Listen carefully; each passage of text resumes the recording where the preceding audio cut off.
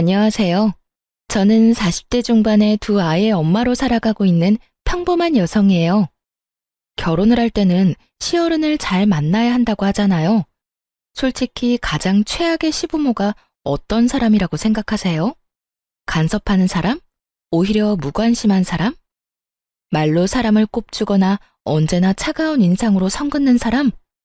제 기준에서 가장 최악의 시부모는 보수적이고 남아 선호 사상에 찌든 사람이라고 생각해요. 제가 경험한 일들을 들으신다면 그 어떤 사람들도 이 의견이 아니라고 말하지는 못하실 거예요. 시모는 두 아들을 낳았어요. 시모의 첫째 며느리는 두 아들을 낳았고 시모의 둘째 며느리는 두 딸을 낳았죠. 저는 둘째 며느리였어요. 그리고 시모는 최악의 남아 선호 사상을 가진 사람이었고요. 벌써부터 골이 흔들리지 않나요? 사실 형님이 벌써 손주를 둘이나 낳아줬으면 굳이 저한테까지 아들을 바라지 않아도 되는 거잖아요. 그래서 저는 별 생각 없었어요. 첫째 딸을 낳았을 때 시모가 병원에 와서 하는 말을 듣기 전까지는요. 둘째는 무조건 아들로 낳아라. 나는 내 아들 제사도 못 지내도록 만들고 싶지 않다. 둘째도 딸이면 아들 낳을 때까지 낳아야 하는 거야. 이런 이야기 듣는데 소름이 쫙 돋더군요. 그때 무슨 생각이 들었는 줄 아세요? 제가 애 낳는 기계가 될지도 모른다는 끔찍한 생각이 들었어요. 잘못하면 진짜 사내 아이 낳을 때까지 애만 낳다가 인생 쪽날 것 같아서 시모에게 말했어요. 어머님, 형님이 아들을 둘이나 낳았는데 뭐가 걱정이세요? 그리고 요즘에는 맞벌이 안 하면 생활이 유지가 안 돼서 애를 많이 낳지도 못해요. 그거 다 핑계야. 옛날에는 너희보다 못 살아도 6남매, 7남매 잘만 낳았다. 그러니 너도 쓰잘데기 없이 푼돈 벌겠다고 애쓰지 말고 아들 낳을 생각만 해. 그래야 집안이 평안한 법이다. 말이 안 통해서 그냥 더 이상 그에 대한 말을 안 하기로 제 마음속으로 결정을 했어요. 그리고 무슨 일이 있어도 딱 둘째까지만 낳고 더 이상 애는 안 낳겠다고 다짐했죠. 그런데 둘째가 또 딸인 것을 알았을 때 시모의 모습은 거의 악마에 가까웠어요. 딸만 낳는 며느리 지금 당장 내쳐도 모자라. 도대체 아들 하나 못 낳고 뭐 하는 거야? 지금 아무짝에도 쓸모없는 딸년 둘 낳아놓고 미역국이 목구멍으로 넘어가.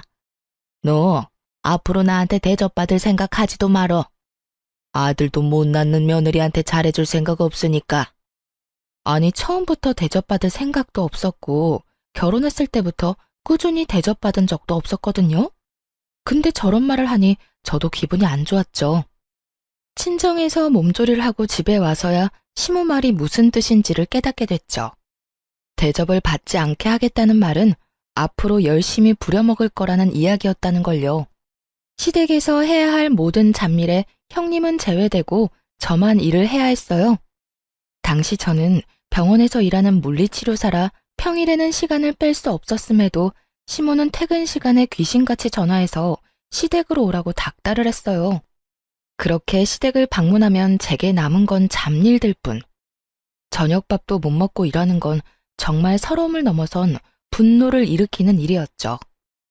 몇 번 당하고 나니 저도 요령이 생겨서 친정 핑계, 남편, 애 핑계 대면서 시댁에 안 가려고 필사적으로 피했죠. 그러다가 결혼 6년 차 김장철에 급기야 일은 벌어지고야 말았어요. 시모는 배추를 40kg를 준비했더라고요. 솔직히 맛도 없어서 가져가도 잘 먹지도 않은 김치, 그렇게 적은 양만 하시라 말해도 꼭 사람 생고생시키는 걸 보고 싶은지 양을 늘리더니 결국 이번에는 엄청난 양을 하게 된 거죠. 16포기쯤 되니까 배추를 절이는 것도 일이더군요. 빨간 대야에 소금물을 받아넣고 배추를 절이고 그걸 베란다로 옮기려는데 글쎄 그 무거운 걸 들고 있는 상태에서 발을 삐끗해 버린 거예요. 우당탕탕 들고 있던 절인 배추들은 떨어져 내렸지만 저는 거기에 신경 쓸 정신이 하나도 없었어요. 잘못 디딘 발목이 너무 아팠거든요. 근데 정말 서럽고 짜증나는 건 시모가 이 상황에서도 저한테 괜찮냐는 한마디 말도 없었다는 사실이었어요. 야, 배추를 바닥에 패대기 치면 어떡해? 네 입으로 들어갈 거 아니라고 이렇게 막 다루는 거야? 그리고 소금을 다 띄었잖아.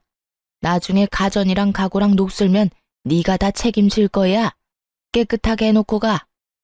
사람이 다쳤으면, 그것도 자기 집 김장을 하다 다쳤으면 따뜻한 말 한마디 해줘야 하는 게 정상 아닌가요? 일단 자리에서 일어섰어요. 그리고 시모한테 말했죠. 어머님, 발 삔 것 같은데 조금 있다가 해도 될까요?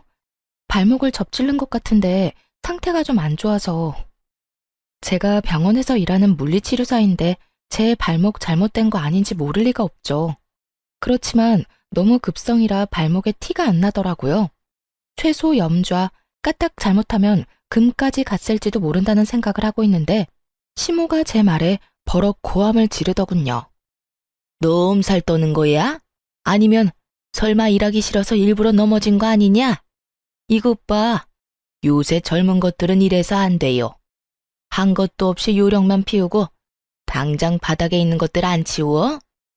바닥은 시모 말 맞다나 엉망진창이었고 그걸 저렇게 만든 제 책임도 있었으니 이를 악물고 바닥을 치웠어요. 그렇지만 더 이상 일을 할 기력도 의욕도 없었죠. 그런데 엎드려 있는데도 발목은 욱신욱신 미치도록 아파왔어요. 바닥을 걸레로 닦고 배추를 주워 담는 동안 무릎을 바닥에 대고 발목을 쫙 편 상태로 무릎으로 기어다니며 일을 한 터라 더 안 좋았어요. 장승처럼 서서 저를 내려다보며 제가 그걸 치울 때까지 손 하나 거들지 않는 시모를 무시하고 저는 그 자리에 털썩 앉아 바지를 걷어 올렸어요. 다치고 나서 30분은 넘게 지난 상황이었거든요. 상황이 생각보다 엄청 심각했어요. 발목 관절이 보이지 않을 만큼 부어오른 발목은 둘째치고 복숭아뼈를 타고 위로 올라와 종아리까지 새까맣게 멍이 들어 있었거든요. 게다가 만져보았을 때는 엄청난 열까지. 발가락 움직이는 것도 잘 안 되는 걸 보니 뭔가 크게 문제가 생긴 게 틀림없어 보였죠. 제 발목을 보고도 시모는 코웃음 치더군요. 발 삐었나 보네. 그 정도는 하루 쉬고 나면 가라앉으니까 오늘은 할 일 다 끝내놓고 가. 할 일이란 건 배추를 절이는 일일 거고 그건 아직 절반도 넘게 남아 있었어요. 저는 시모 말을 무시하고 폰을 열었죠. 네, 제가 발목을 접질렀는데 지금 열도 나고 꼼짝도 못할 정도로 아파서요. 네, 도와줄 사람도 없고요. 오른쪽 발목이라 제가 직접 차를 몰 수도 없어서 구급차를 좀 보내줬으면 좋겠어요. 지금 열이 발목뿐만이 아니라 몸에도 나고 있어서. 제가 전화한 곳은 119 구급센터였어요. 저 스스로 차를 운전할 수도 없고 저를 데려다 줄 생각도 없는 시모를 두고 선택할 수 있는 방법은 많지 않았어요. 게다가 시댁은 도시 외곽에 있었기에 택시도 잘 다니지 않던 곳이었거든요. 야, 너 꾀병이면서 구급차까지 불렀어? 일하기 싫어서 이렇게까지 하는 거야? 젊은 것들이 식은 머리가 없어서 지금 내놓은 건 다 하고 가야 할 거 아니야. 저한테 욕을 하던 말던 저는 주섬주섬 제 짐을 챙겼어요. 널브러진 배추들과 소금물이 담긴 커다란 고무통은 그대로 놔두고 말이죠. 구급차가 빠르게 시모집 현관문을 두드렸고 구급대원이 들어와서는 저를 부축했어요.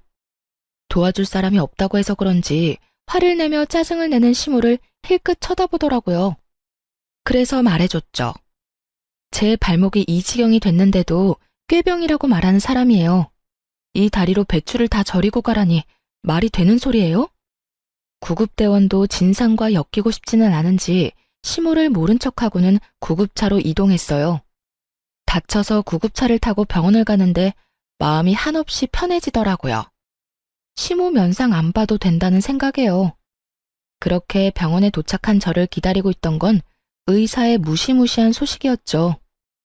발목 상태가 많이 안 좋아요. 다쳤을 때 바로 병원을 오셨으면 이렇게 뼈가 어긋나지는 않았을 텐데요. 다치고 발 많이 쓰셨어요? 네, 배추 절이다가 이렇게 됐는데 어머님이 바닥에 떨어진 거 당장 다 치우래서 엎드린 채로 좀 치웠어요. 그래서 그런 것 같아요.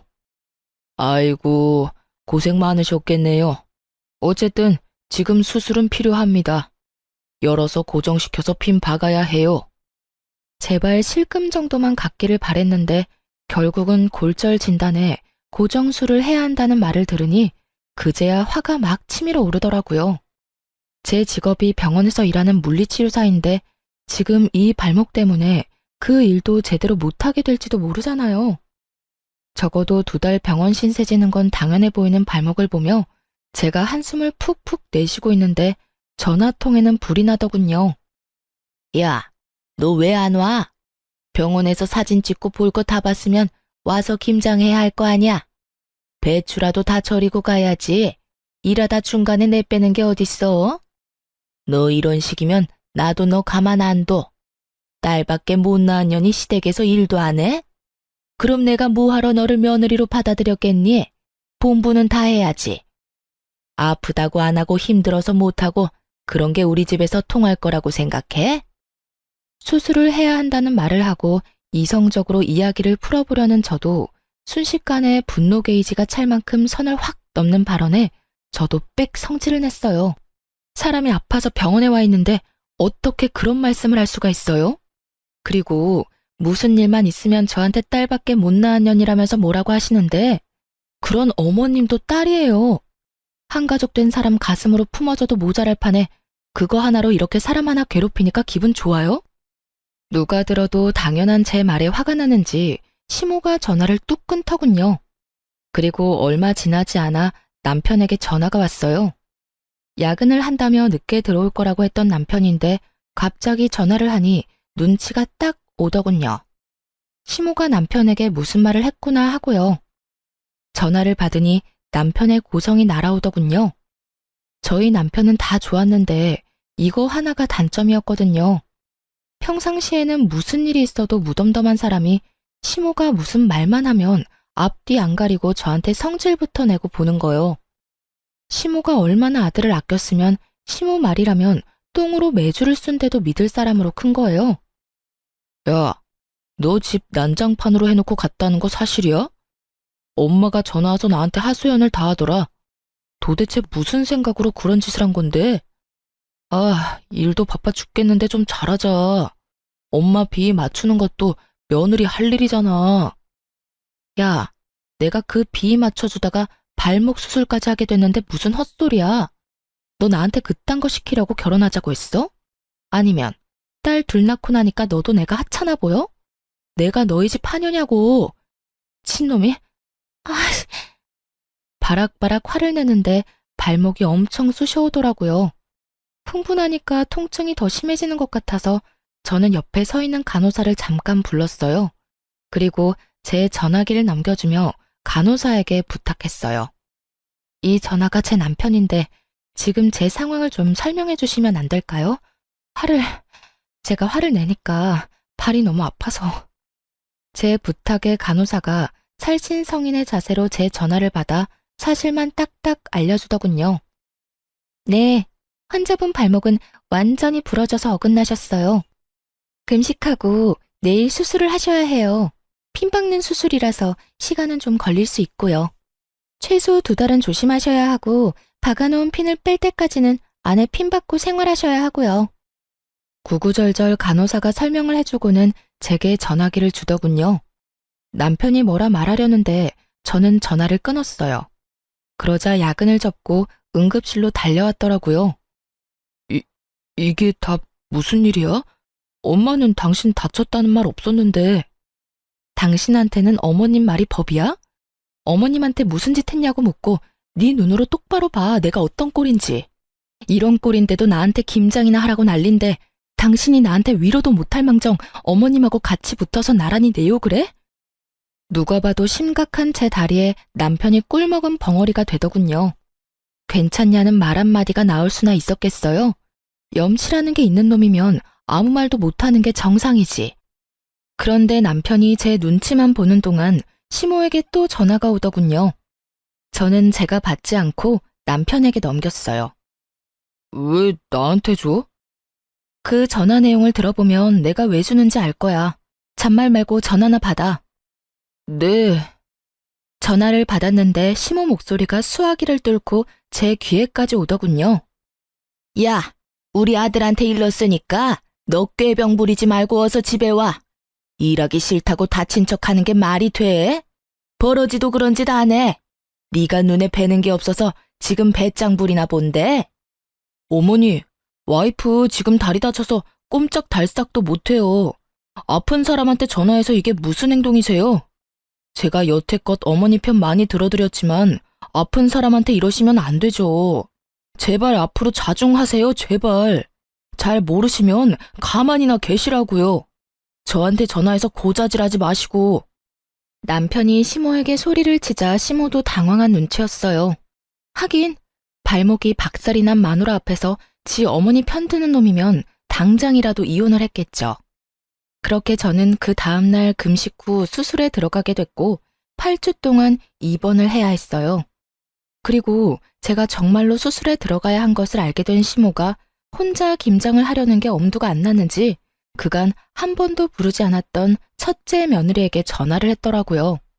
그런데 그 첫째 형님이 바쁘다며 시모의 부탁을 거절했다더라고요. 결국 아끼고 아끼던 첫째 며느리와 싸운 시모는 혼자서 김장 40kg를 했답니다.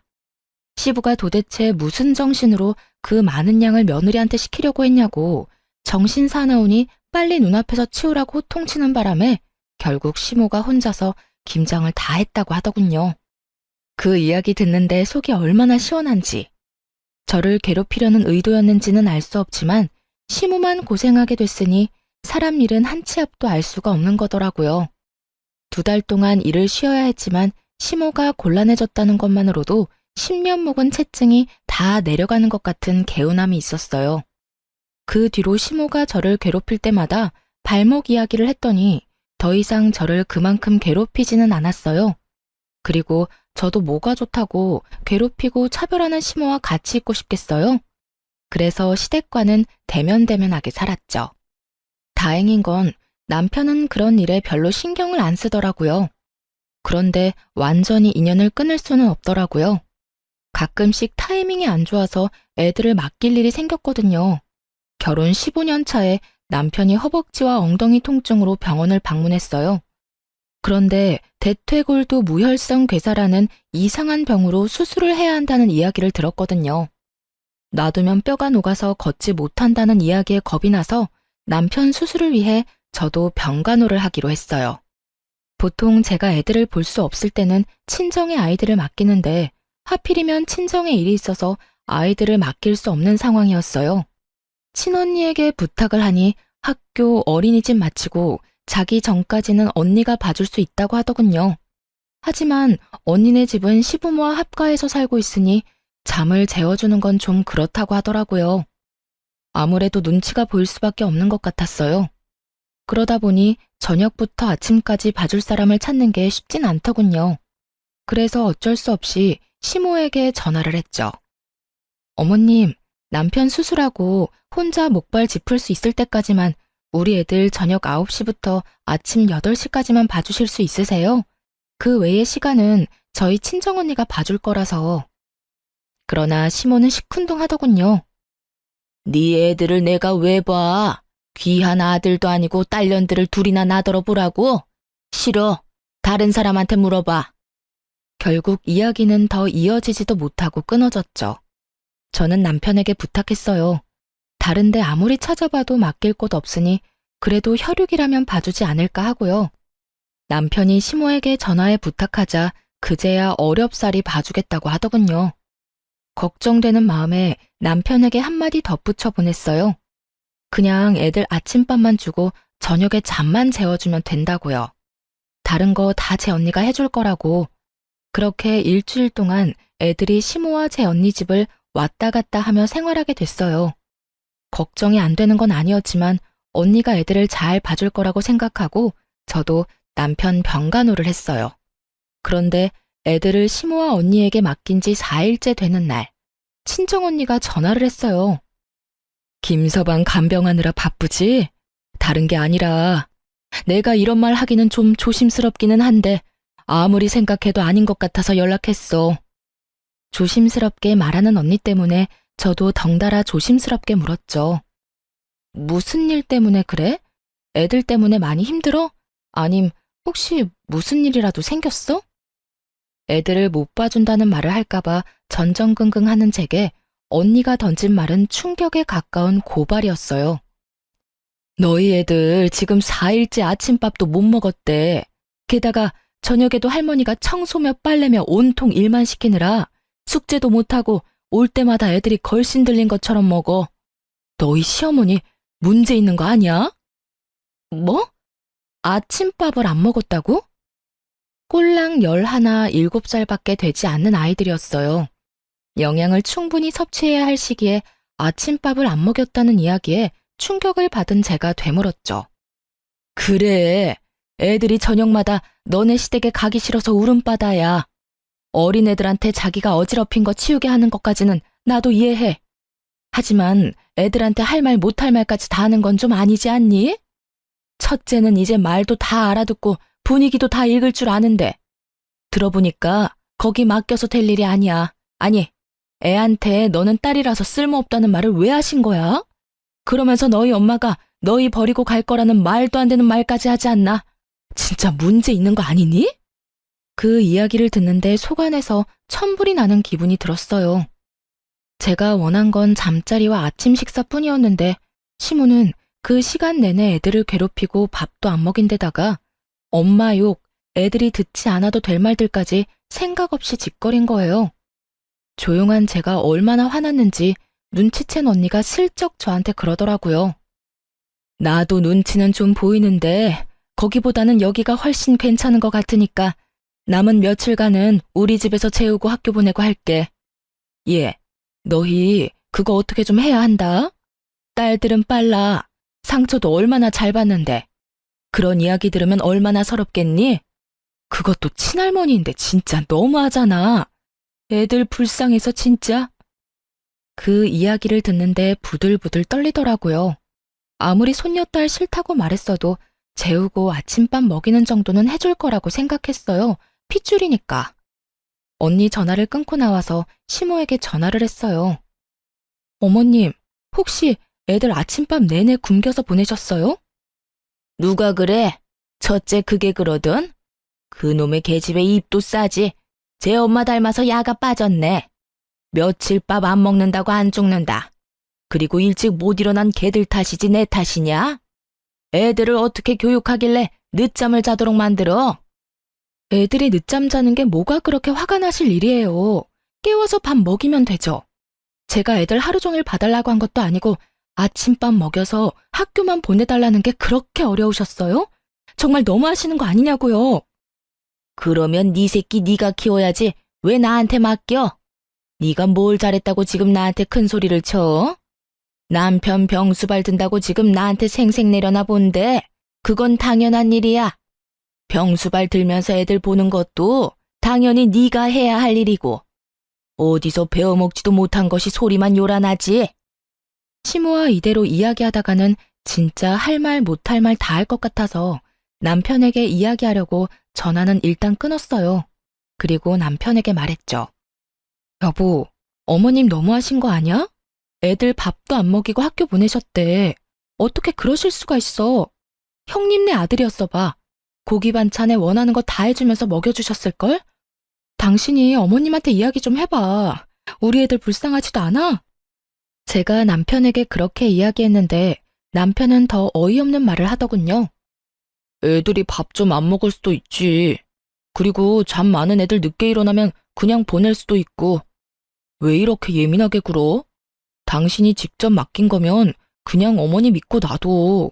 당신이 애 때문에 떽떽거리니까 어머니도 기분이 안 좋으신 거잖아. 제발 조용히 좀 넘어가자, 응? 어차피 며칠만 참으면 다시 집에 데려올 건데 맡길 곳도 없는데 어쩌려고. 당신 그거 진심으로 하는 말이야? 정말로 내가 예민하다고 생각하는 거냐고. 애들이 불쌍하지도 않아?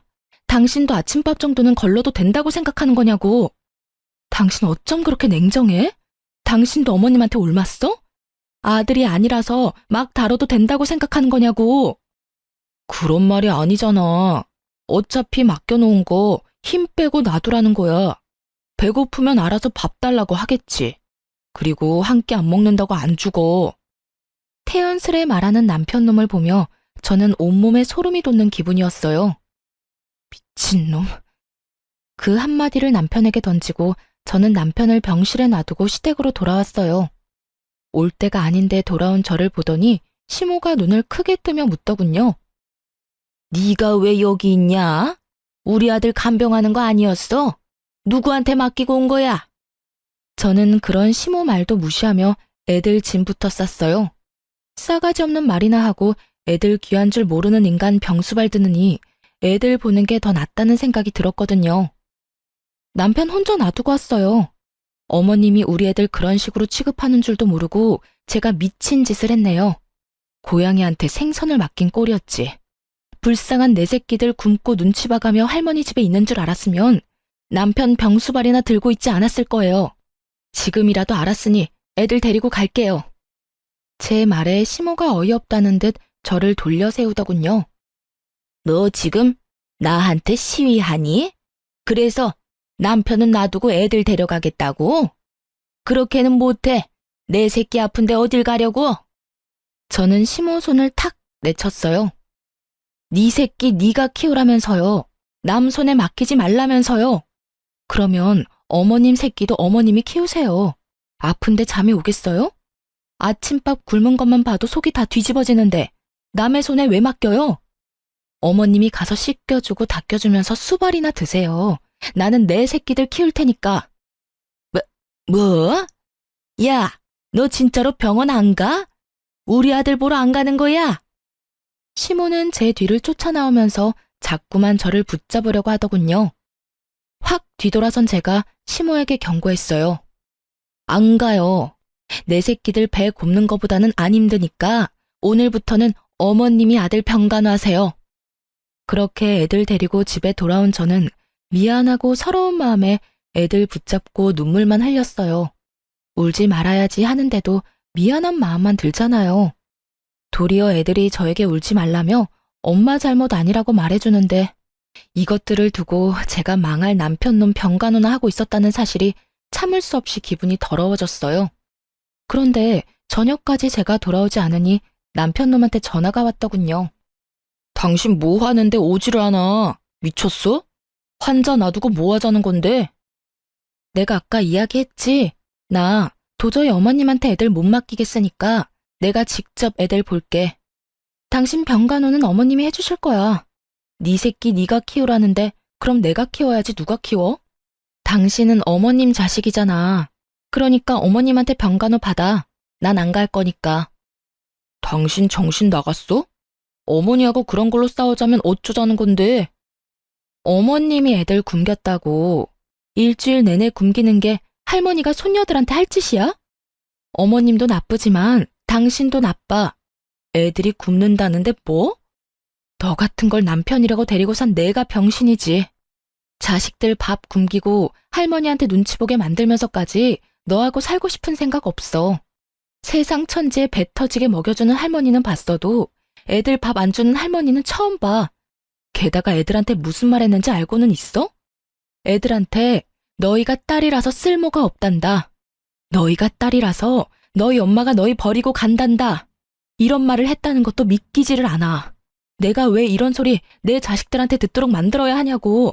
대답 좀 해봐, 이 나쁜 놈아. 뭐? 어머니가 애들한테 그런 소리를 했다고? 당신이 잘못 들었겠지. 손녀들한테 그런 소리를 했을 리가 없잖아. 물어봐, 직접. 시모가 남편 옆에 있었는지 남편이 시모에게 따지듯 묻는 소리가 들렸어요. 그랬더니 시모가 당당하게 답하더군요. 왜 그걸 나한테 따지니? 네 마누라가 딸만 낳은 게 내 탓이야? 그럼 아들을 낳았으면 될 거 아니냐?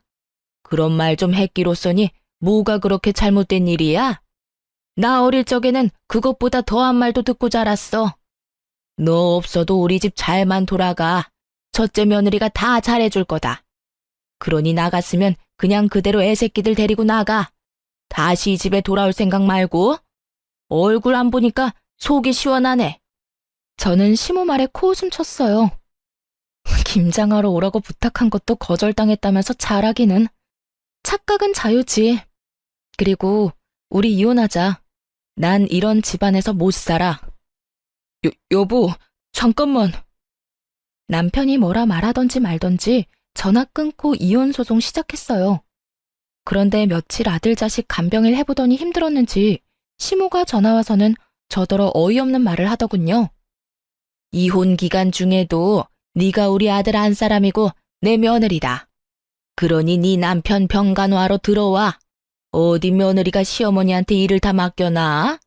이혼하기 전까지는 네가 이 일 다 해야 하는 거야. 갑자기 전화와서 무슨 말도 안 되는 소리 하세요. 남남 되려고 이혼 소송하는 중이잖아요. 그리고 전 제 새끼 키우느라 바쁘니까 어머님은 어머님 아들 잘 키우세요. 저번에 저한테 그렇게 말씀하셨죠? 자기가 꺼낸 말 정도는 지켜주시죠.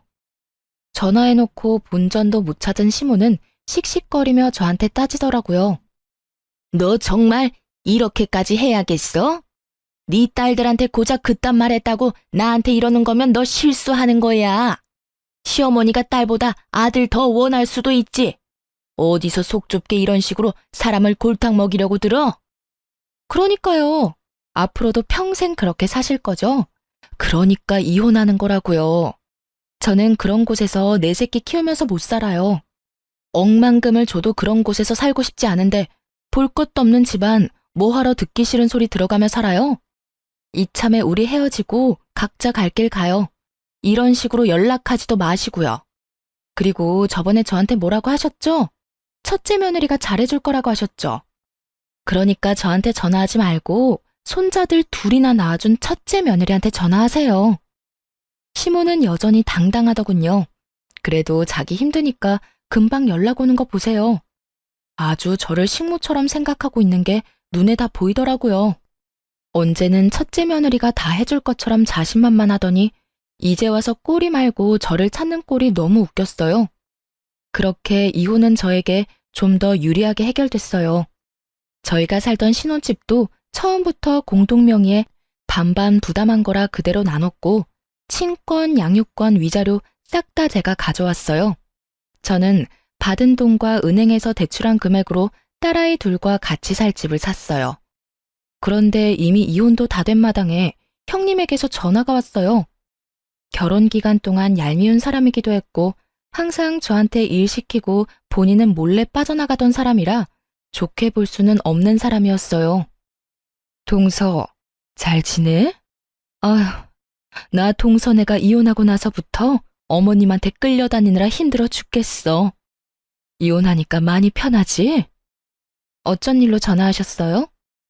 동서는 도련님이랑 다시 잘해볼 생각은 아예 없어? 이제 막 이혼한 사람에게 이런 걸 물어보는 형님에게서 뭔가 머뭇거리는 느낌이 들었어요. 왜 그런 걸 물어보세요? 이혼한 동서한테 이런 말 꺼내기도 민망하긴 한데 아버님이 얼마 전에 쓰러지셨거든. 그래서 어머님이 나한테 합가해서 아버님 수발을 같이 들자고 하는 거야. 근데 동서도 잘 알잖아. 나는 그런 일 여태 해본 적도 없고 바쁘기도 많이 바빠서. 인간이 이렇게 비양심적이어도 되나요? 어떻게 이혼한 동서에게 시부 수발을 들기 위해 이혼을 다시 생각해보라는 말을 할 수가 있는지 이해가 전혀 안 갔어요. 죄송한데 저는 생각 없어요. 싫어서 이혼한 거고 이혼 서류에 잉크도 아직 덜 말랐어요. 그리고 무엇보다 그 집안 저는 두 번 다시 가고 싶지 않아요. 형님은 아들을 둘이나 낳아서 여태껏 시어머니 등살에서 잘 피해 다니셨죠? 저는 그 잔소리, 악담 모두 맨몸으로 다 받았어요. 그쪽으로는 머리도 두고 싶지 않은 게 제 마음이에요. 시아버지 그렇게 되신 건 안타깝지만 그건 이제 가족들이 상의해야 할 문제지 생판 남인 저한테 이야기해서 될 건 아니라고 생각해요. 차갑고 냉정하게 딱 잘라 말하고 나니 형님도 당황했는지 급하게 전화를 끊었어요. 그리고 나중에야 그 집안 소식을 들을 수 있었어요. 정말 웃겼던 게 그렇게 믿고 의지하려던 첫째 며느리는 시모 요구에 거절한 것도 모자라 아주버님을 들들 볶았던 모양이에요. 아주버님이 시모를 찾아와서는 시모에게 미쳤냐고 진짜 노망난 거 아니냐고 악담을 퍼부었답니다. 동생처럼 자기도 호래비 만들 작정이냐며 합가해서 마누라랑 헤어지면 어머니가 책임질 거냐고 이럴 거면 인연 끊고 지내자면서 아주 집안을 풍비박산으로 만들어 놓고 가셨다더군요. 그 와중에 전 남편은 심호 간병을 받아 무사히 퇴원했으면서 집에 오자마자 짐 다 챙겨서 아픈 시부와 심호 놔두고 그대로 집을 나갔다고 하더라고요. 입이 불어터져라 아들 사랑, 손주 사랑을 외치던 심호였건만 심호를 위해 시부를 함께 수발 들어줄 사람은 없던 모양이에요. 결국 심호는 두 아들과도 연이 끊기고 며느리에게도 대차게 까여서 혼자 시부 수발을 들었다고 하더군요. 제가 들은 소식은 딱 거기까지였어요. 솔직히 여기까지 듣고도 정말 고소하더군요. 저 내치고 잘 살 것처럼 기세등등하더니 결국 보세요. 완전 버림받고 혼자 남겨졌잖아요.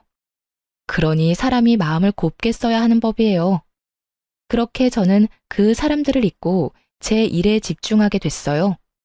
아이들을 보기 위해 시간 조율이 좋았던 요양병원에 취직하게 됐죠. 시내와 가깝지는 않았지만 규모가 있는 요양병원이다 보니 멀리서도 찾아오는 분들도 많았던 곳이었어요. 그런데 하루는 제가 치료하는 어르신이 잔뜩 인상을 찌푸린 채로 컨디션이 완전 엉망이 돼서 오셨더라고요. 어르신, 오늘따라 몸 상태가 별로 안 좋네요. 어제 잠 못 주무셨어요? 아유, 선생, 말도 마. 같은 방에 웬 할망구가 하나 왔는데 얼마나 화가 많은지 무슨 말만 하면 난리쳐서 내가 며칠째 잠도 제대로 못 잤어. 병원에 입원하다 보면 아무래도 단체 생활이다 보니 원하는 사람하고만 같이 있을 순 없어요. 같은 방 사람 잘 만나는 것도 어떻게 보면 복권 당첨 같은 거와 비슷한 거거든요? 그랬어요? 물리치료는 안 받는 분인가 보네요. 근데 뭐 때문에 그렇게 화를 내요? 혹시 치매? 아니야. 내가 가만히 지켜보니까 다 할망구가 잘못했더만. 이 할망구가 들어온 그날부터 하루에 10번도 넘게 아들들 며느리한테 전화를 하는 거요. 전화에서는 너희가 어떻게 이럴 수 있냐? 나를 여기다 버리고 너희끼리 잘 살 것 같냐? 난리더라고. 그래서 내가 넌지시 물어봤지. 근데 그 할망구 하는 말이 아들놈들 뼈 빠지게 키워놨더니 다 소용없다고. 자기가 남편 수발 드는데 아무도 안 도와줘서 이렇게 병을 얻었는데 다들 나 몰라라 한다고 말이지. 엄마를 애물단지 취급하면서 연락도 먼저 안 하고 연락하면 그렇게 귀찮은 티를 낸다면서 고함을 지르더라고. 어머나, 그랬어요? 제가 보기에는 어르신 따님들이 자주 면회 오시니까 그것 때문에 더 비교돼서 그런 것 같은데요. 내가 봐도 그래 보였어. 우리 딸들이 워낙 싹싹하잖아. 와서 나눠 먹자며 과일도 주고 음료수도 주고 하는 모습을 보더니 나한테 악담을 하더라고. 딸만 낳았냐며. 아들이 없어서 어떡하냐고 빈정대는데 열받아서 나도 한마디 했지. 딸 있는 나는 매일같이 면회하는데 아들 낳은 그 짝은 여태껏 아들 코빼기도 안 보이냐고. 그랬더니 그 뒤로 아주 아들 욕을 있는 대로 하더라고. 그러더니 어제 할망구 아들이 왔대. 둘째라던데 이혼한 지 1년 반쯤 됐다던가? 뭐 난 잘 모르겠는데 어쨌든 둘째 아들이 왔는데 그 할망구가 아들한테 악다구니를 썼어.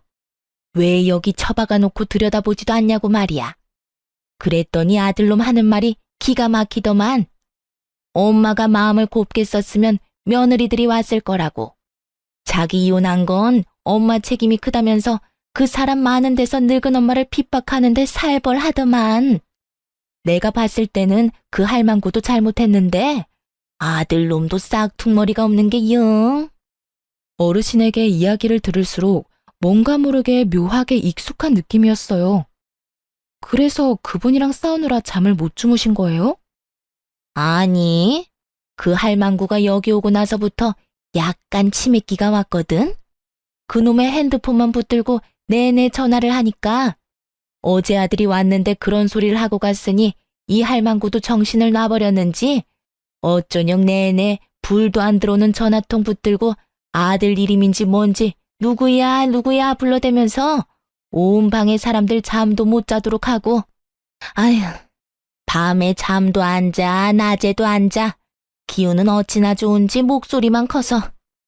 내가 그래서 잠을 못 잤어. 오늘도 내가 걱정이야. 그 할망구 잠 안 자고 또 고함 지를까 봐. 며칠 만에 헬쑥해진 어르신을 보니 궁금증이 치솟더군요. 그래서 시모 이름을 검색해봤어요. 제 어르신 방에 얼마 전에 들어온 사람 이름이 시모 이름과 같더라고요. 그리고 주소도 시댁 주소가 맞았고요. 보호자 이름도 전 남편 이름인 거 확인했어요. 우연도 이런 우연이 없었어요. 그 많은 요양원 노인병원 중에 제가 있는 곳으로 오다니.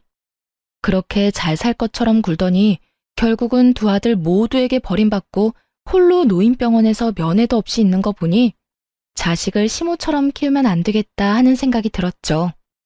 시모가 손녀들한테는 못되게 굴었어도 아들, 손자들한테는 잘했거든요. 그런데도 보세요.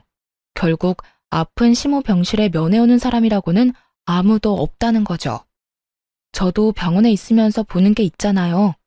마음씨 곱고 자식들, 며느리들한테 따뜻하게 대해주신 어른들은 자식, 며느리 할 것 없이 자주 와요. 받은 만큼 돌려주고 싶은 게 사람의 마음이거든요. 그런 어른들은 복 받았다고 말하기도 하는데 사실 자신이 한 만큼 돌아온 거죠. 말년이 쓸쓸한 게 왜 보기 힘든 거냐면 그 쓸쓸함 속에 내가 걸어온 길이 있기 때문이라고 제가 모시는 어르신 한 분이 그러더군요. 그쯤 되면 다들 그렇게 인생에 통달하시곤 해요. 그러니 시모의 이런 상황이 제게는 참 착잡했어요. 저를 괴롭히고 제 어린 두 딸을 괴롭혔으니 이런 꼴 당해도 싸다고 말하고 싶지만 그렇게 애지중지하던 아들과 손주들에게까지 손절당한 거 보면 왜 그렇게 사셨나 싶기도 하고요. 자기 인생 남이 살아주는 거 아니니 더 열심히 남들과 좋은 인연 맺고 살아야 하는데 왜 저한테 그렇게 못되게 굴었는지 사실 지금도 이해는 안 가요. 솔직히 이해하고 싶은 마음도 없고요. 그저 자기가 살아온 대로 받고 있구나 싶은 생각이 들었어요. 시모에게 측은한 마음을 갖기엔 제가 당한 게 너무 많아서 그런 마음이 들지도 않더라고요. 그저 제 자식들은 시모가 키운 자식들처럼 키우지는 말자고 다짐했어요. 그 뒤로도 시모와 모르는 사람인 척 지내고 싶었는데 전 남편이 입원비 문의하러 병원 왔다가 1층 원무과에 들른 저와 마주치게 됐어요. 전 남편이 결혼했을 때도 보여주지 않던 아주 살가운 표정으로 제게 말을 걸더군요. 당신 여기서 일하고 있었어? 잘 됐네. 우리 어머니 여기서 치료받고 계시거든. 당신이 있으니까 그래도 마음이 든든하네. 이혼했더라도 애들 할머니잖아. 문제 안 생기도록 당신이 잘 챙겨줘. 끝까지 이기적인 인간이더군요. 그리고 웃겼어요. 이혼한 전 와이프한테 어머니를 부탁한다니. 염치가 없어도 이렇게 없을 수가. 예전이나 지금이나 양심 없는 건 똑같네? 내가 왜 당신 어머니한테 차별 대우해줘야 해? 물리치료 받지도 않고 나랑 접점 하나 없는 사람이거든? 내가 왜 그렇게 해줘야 하는지 이해가 안 가네. 잘 챙기고 싶으면 당신이 챙겨. 당신 어머니잖아. 이혼한 마누라한테 그런 거 부탁하고 싶어? 얼굴이 얼마나 두꺼우면 그런 걸 부탁해? 그리고 나 만나는 사람 있거든? 함부로 오해받고 싶지 않으니까 당신도 당신 가족들도 처신 잘해줘. 이딴 식으로 악연을 인연인 것처럼 만들지 말라고. 만나는 사람이 없었지만 거짓말했어요. 이 인간이 병원에 소문이라도 퍼뜨릴까봐 걱정도 됐으니까요. 뭐 여차하면 퇴사하고 다른 직장 찾아도 되는 거긴 했는데 그건 귀찮고 손도 많이 가는 데다가 결정적으로 제가 피해야 하는 게 너무 싫었거든요. 피하려면 지들이 피해야지 제가 왜 피하나요? 괴롭힌 인간들은 그쪽이고 저는 괴롭힘 당한 사람인데 제가 이악 물고 말했더니 전 남편도 가볍게 이야기할 만한 상황이 아니라는 걸 깨달았는지 아니면 자존심이 상했는지 며칠 뒤에 퇴원을 하고 나갔더군요. 무슨 이유에서였든 더 이상 엮이지 않게 돼서 저로서는 한시름 놓는 상황이 되긴 했어요. 그리고 여담이지만 딸애들은 제가 이혼한 그날부터 아빠를 찾지 않더라고요. 남편이 그리 좋은 아빠가 아니라는 것도 애들 반응을 보며 알았죠. 만약 애들한테 잘해줬다면 애들이 아빠와 헤어지는 걸 무덤덤하게 받아들이지는 않았을 테니까요. 그래도 제 이혼을 이해해주고 저를 도와 집안일도 해주고 있는 기특한 아이들을 보면 몸은 힘들지만 마음만은 가벼운 기분이 들어요. 이 아이들을 위해서라도 좀 더 열심히 살아야겠다는 다짐을 매일같이 하게 되네요. 그래도 가끔 전 남편과 시모가 생각날 때가 있어서 이렇게 사연글을 써보게 됐어요. 이렇게 하나하나 다 토해내고 나니 마음이 한결 가벼운 기분이 드네요. 그리 즐거운 일들은 아니었지만 이렇게 꺼내서 한풀이 하듯 다른 사람들과 나누고 나니 그간의 응어리가 조금씩 풀어지는 것 같네요. 그럼 지금까지 제 사연 들어주셔서 감사합니다. 좋은 하루 되세요.